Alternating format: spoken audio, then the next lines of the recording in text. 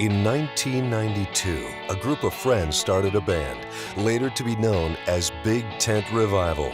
From the start, the band's popularity took off. I am broken,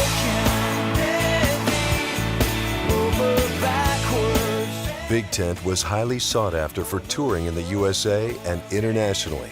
Over the course of their startup years, Big Tent garnered 10 #1 radio singles and Grammy nominations for each of their 5 albums.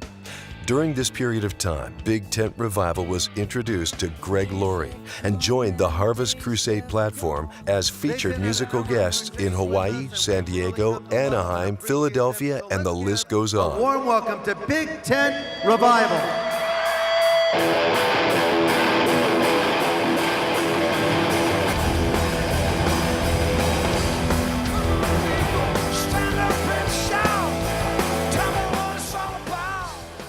In 1999, Big Tent Revival was performing at a Harvest Crusade, and my drummer, Spence, actually told Pastor Greg that I would write songs for our pastor back home in Tennessee.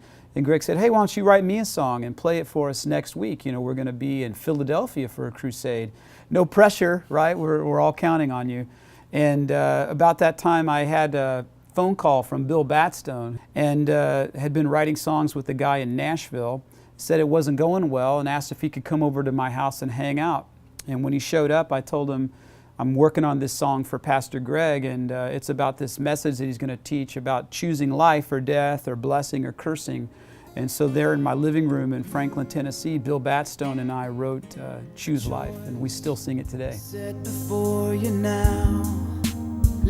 Choose Life was also a #1 AC radio single and was nominated in 2000 for Dove Award Song of the Year. So with success comes responsibility, and so here we were successful, and because we were successful, we were in demand. We're playing all these concerts around the country, but it wasn't really working well for the family dynamic. And every time we tried to step back and spend more attention to the family, the business would suffer. You spend more time in the business and the family suffered. And we realized ultimately one of these two things sort of has to take a back seat.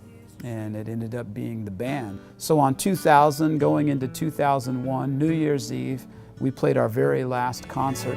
I don't know what the future holds, but I know. So last year, all the guys from Big Tent Revival, we started talking to one another. We all started feeling that the Lord was leading us to get back together as a band, you know, some 12 years later, which has now led to us recording a brand new record. Would you please now welcome Big Tent Revival.